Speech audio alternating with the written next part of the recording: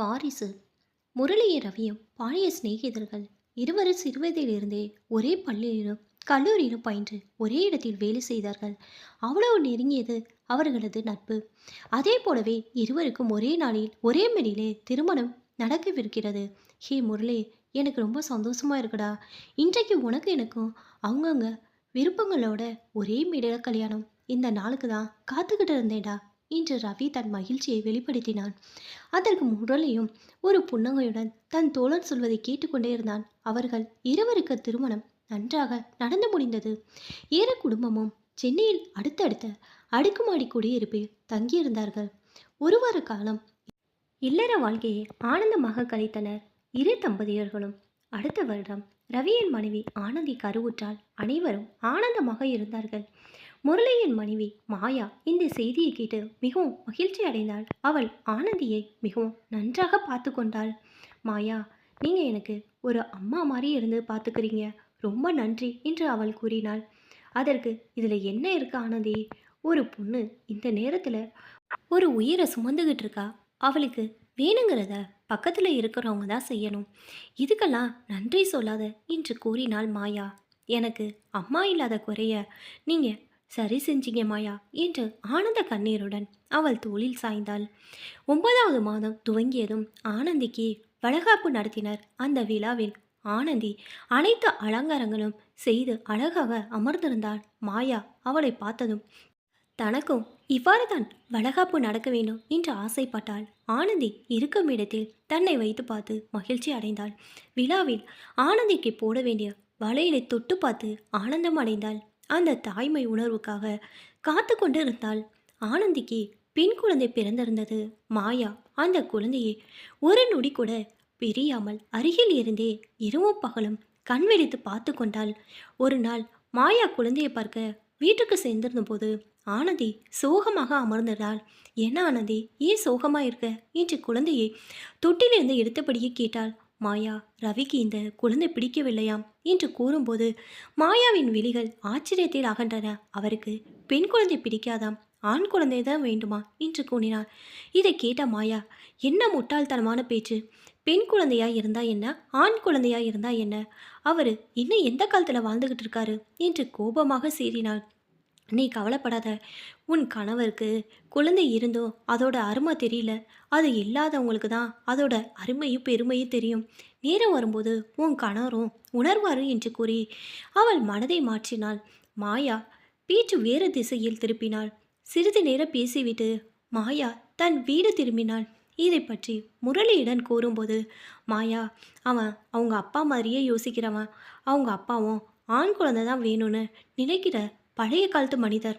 நானும் அவன்கிட்ட இதை பற்றி பேசியிருக்கேன். ஆனால் அவன் எண்ணத்தை மட்டும் மாற்றவே முடியலை என்று வருந்தினான்.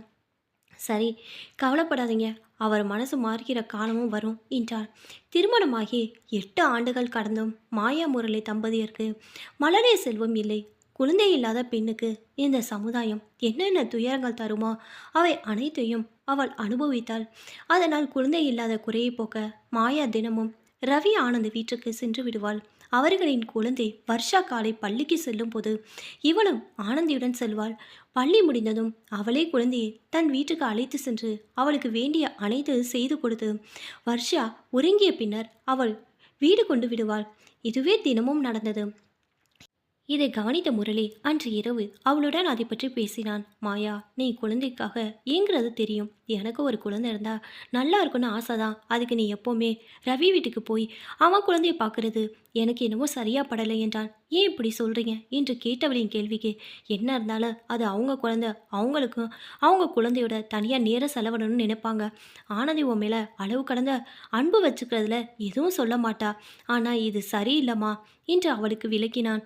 நீங்கள் சொல்கிறது சரிதான், அப்போ நமக்குன்னு ஒரு குழந்தை இருந்தால் நல்லா இருக்கும்ல என்றாள். அதுக்கு தான் நமக்கு கொடுத்து வைக்கலையே என்று பெருமூச்சு விட்டான். அதற்கு அவள், ஒரு வழி இருக்குது, நாம் ஏன் ஒரு குழந்தைய தத்தெடுக்கக்கூடாது, அப்படி எடுத்தா ஒரு குழந்தைக்கு நல்ல குடும்பமும் நமக்கு ஒரு குழந்தையும் கிடைக்கும்ல என்று தன் யோசனையை கூறினாள். சரிம்மா, நீ சொல்கிறதும் நல்ல யோசனை தான், அதுக்கு வேண்டியதை பற்றி நான் விசாரிக்கிறேன் என்று அவன் கூறினான். அதை கேட்டு அவள் மிகவும் ஆனந்தம் அடைந்தாள். ஒருவர் நல்ல முடிவு எடுக்கும்போது அதை கலைப்பதற்கு நிறைய முயற்சி நடக்கும். அதுபோல தான் இங்கும் நடந்தது. அடுத்த நாள் அலுவலகத்தில் வேலை இடைவேளையின் போது இந்த எண்ணத்தை பற்றி ரவியிடம் முரளி ஆனந்தமாக கூறிக்கொண்டிருக்கும்போது ரவி அவனை இடைமறித்து, டே, என்ன வார்த்தை சொல்லிட்ட? தத்தெடுக்க போறியா? அப்படி வர குழந்தை எப்படி நம்ம ரத்தமா இருக்கும்? நம்ம ரத்தத்தில் வர குழந்தை தான் நம்ம வம்சம், நம்ம வாரிசு. நீ இப்படி ஒரு முடிவை எடுக்காதடா.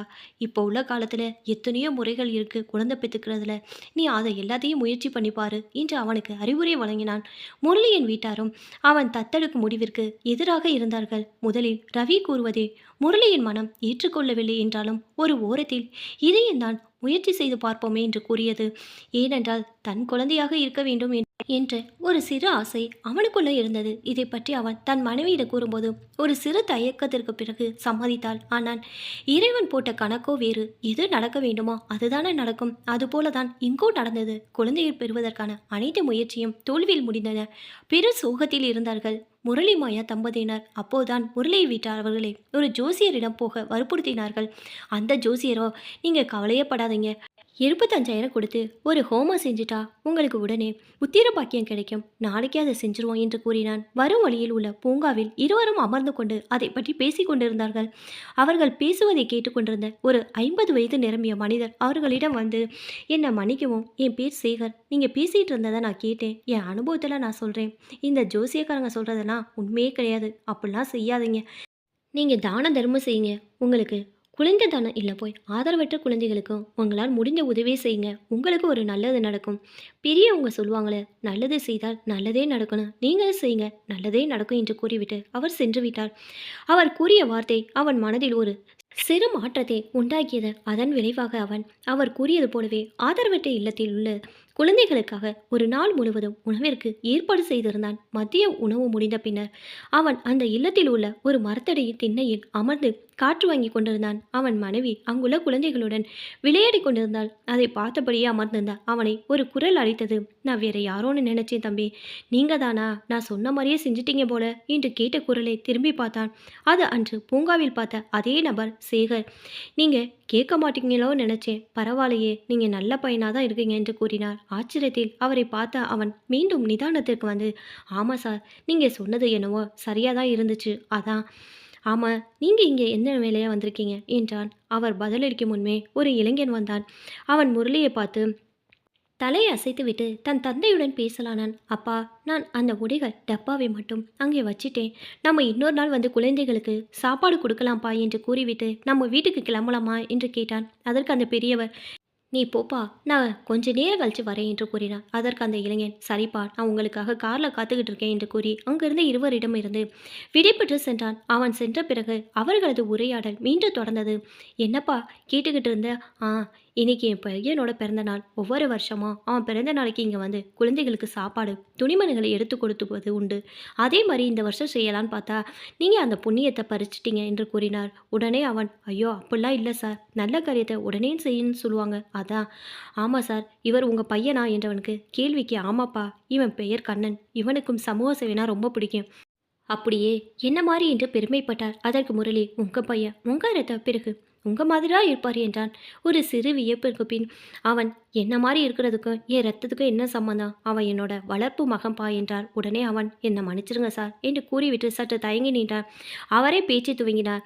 நீ ஏப்பா சொந்த குழந்தை தான் வேணும், அதுதான் நம்ம மாதிரி இருக்கும்னு நினைக்கிற என்றார். அதற்கு, இல்லை சார், இப்போ உள்ள காலத்தில் யாருக்காவது குழந்தை இல்லைன்னா முதல்ல செயற்கை கருத்தரித்தல் மையம் இல்லைன்னா வேறு ஏதாவது வழியில தான் குழந்தை பெற்றுக்கிறாங்க. அவங்களோட ரத்தமாக இருந்தால் தான் அந்த குழந்தை அவனை மாதிரி இருக்கும். அப்போ தான் அவனோட சந்ததியும் வளரும். இப்படி வேறு யார் குழந்தையோ வளர்த்தா அவன் அவங்க அப்பா அம்மா மாதிரி தான் வருவான், நம்மளை மாதிரி இருக்க மாட்டான் என்று தன் ஐயத்தை கேட்டான். அவர், ஏன்பா படித்து நீ இப்படிலாம் பேசலாமா? குழந்தைங்க எப்படி வளருதுன்னு நினைக்கிற? நம்ம ரத்தத்தில் இருக்கிற குணம்தான் அவங்களுக்கு வரும்னா நம்புகிற? அப்படிலாம் கிடையாது. பிள்ளைங்க எப்போதும் நம்ம சொல்லித்தரோம் நல்ல பண்புகளால் தான் வளரணும் தவிர அவங்க ரத்தத்தால் குறிப்பிடக்கூடாது.